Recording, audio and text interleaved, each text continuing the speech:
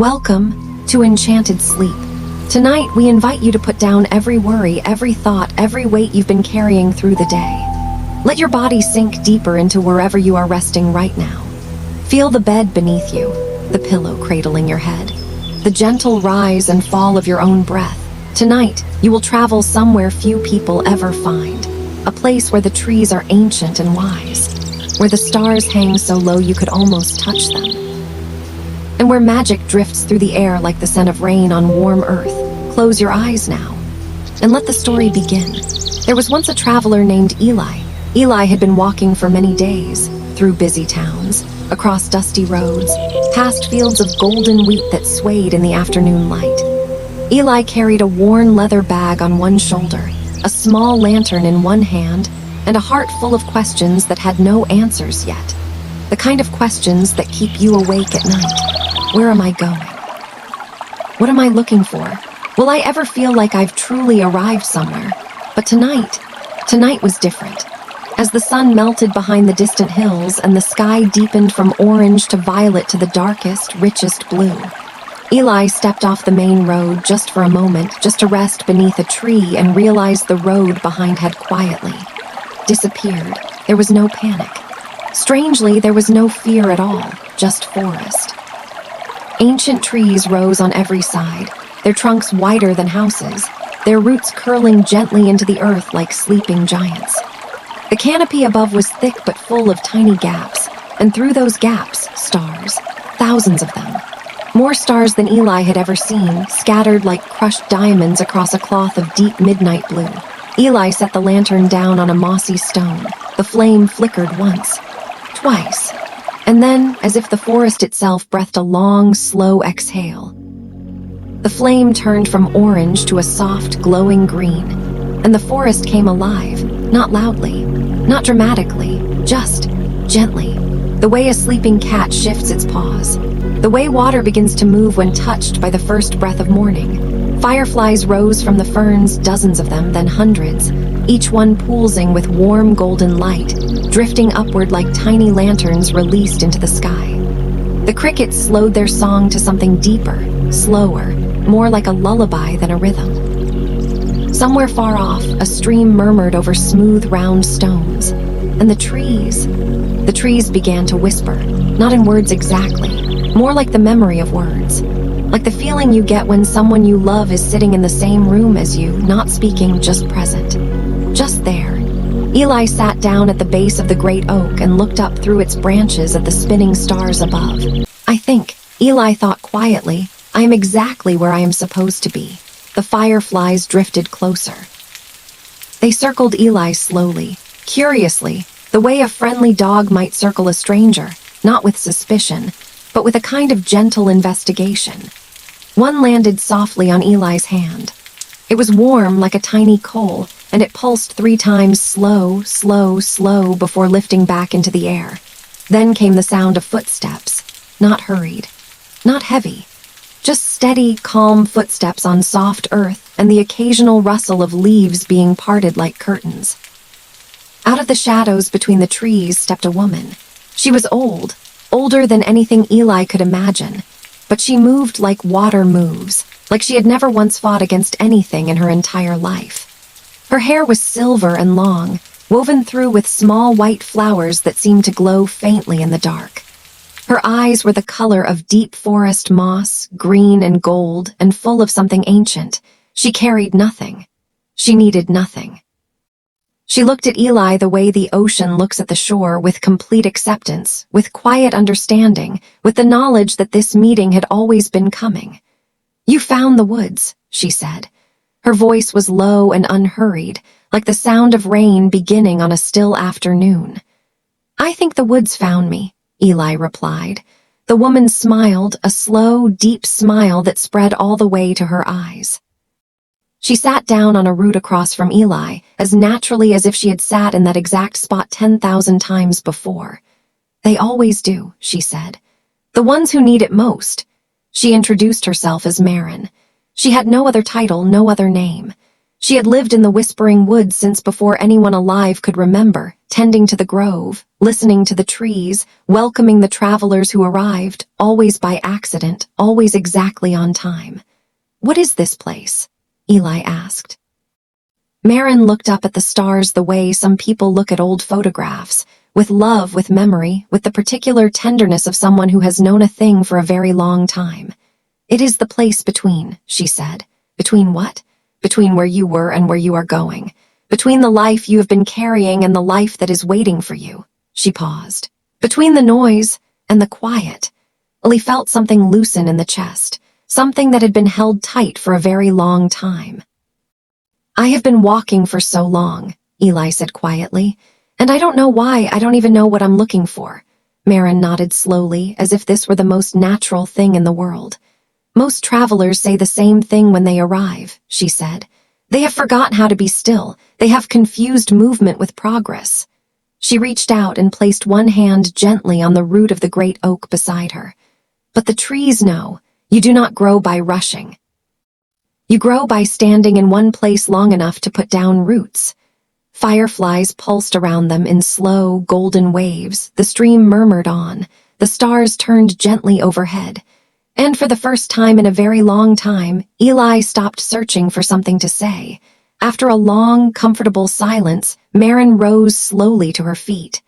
"Come," she said simply. "There is something I want to show you." She led Eli deeper into the grove, along a path that seemed to form itself just a step or two ahead of them, soft moss appearing between the roots, low branches lifting like arms making way for guests. The fireflies followed at a respectful distance, their light just enough to see by. The trees here were even older. Their bark was dark and deeply grooved, carved over centuries by wind and rain and the slow passage of time. Some of them had hollow spaces at their bases, and as Eli passed, looking into those dark hollows, there were things inside, small glowing objects like faintly lit stones or the memory of old light. "What are those?" Eli whispered. "Old wishes," Marin said without turning around. "Not the kind people wish for carelessly. The kind people wish for at the very deepest part of a sleepless night when they are finally honest with themselves." Eli did not ask more. Some things are better held gently than explained. They walked on. The sound of water grew slowly louder, not rushing, not wild, just the gentle, continuous sound of water finding its own level. And then the trees opened into a small clearing, and there it was, a pool. It was perfectly still, perfectly round. The surface was like dark glass, and in it was reflected the entire sky, every star, every wisp of cloud, the great silver arc of the moon. All of it mirrored so perfectly that standing at the edge, Eli could not quite tell where the water ended and the sky began. "It felt like standing at the edge of everything," said Marin gently. Eli sat at the water's edge, legs folded, hands resting open on the knees. The moss was thick and soft beneath, warmer than it had any right to be. "Watch the water," Marin said. "Just watch. Don't think about what you see. Don't name it. Don't explain it. Just let it be." Lee looked into the pool. At first, there was only the reflection of the sky. But then, slowly, the way shapes appear in clouds if you look long enough without trying, images began to form beneath the surface. Not dramatic visions, nothing frightening or urgent, just memories. A morning years ago when Eli had sat in a garden and listened to birds and felt, briefly, completely whole. A conversation with an old friend that had lasted until sunrise. The smell of bread baking. The sound of laughter in a distant room. The particular golden light of late afternoon falling through a window onto a wooden floor. Good things. Simple things. Things that had been forgotten under the weight of all the rushing and searching and wondering. Eli's eyes grew heavy. The water rippled once, gently, as if breathing. The moon overhead was enormous and silver and full of a kind, watchful light. "You do not need to find what you are looking for," Marin said softly from somewhere just behind. "Most of the time it has been with you the entire journey. You simply forgot to look." Lee nodded slowly, the eyes closed. The pool held the sky, the forest breathed. Eli did not fall asleep exactly. It was more like the boundary between waking and sleeping became very soft, like the edge of a watercolor painting where two colors meet and blend, and you cannot say where one ends and the other begins. The forest sounds continued, but slower now, deeper. The crickets had become a low, velvet hum. The stream had slowed to a whisper, so quiet it was almost just the memory of water. Even the fireflies seemed to have settled into a gentle, slow pulse, like the heartbeat of something enormous and peaceful. Marin sat nearby, still and quiet like a tree herself. "In this part of the woods," she said very softly, "the trees dream." "Trees dream," Eli murmured, eyes still closed. "Everything dreams," she said. "The stones dream of the mountains they once were. The rivers dream of the ocean they are traveling toward. The stars dream of the darkness between them. And the trees—" She paused, listening. "The trees dream of all the seasons they have lived through, all the winters survived, all the springs returned." Eli listened to the trees, and it was true, there was something in the sound of the wind moving through the high branches that felt like dreaming. Something in the way the leaves turned and settled and turned again. A long, slow, rolling dream of centuries. It was the most peaceful sound in the world. "You should sleep now," Marin said. "I don't want to leave," Eli said. "You are not leaving. You are going deeper in." Elise smiled, eyes still closed.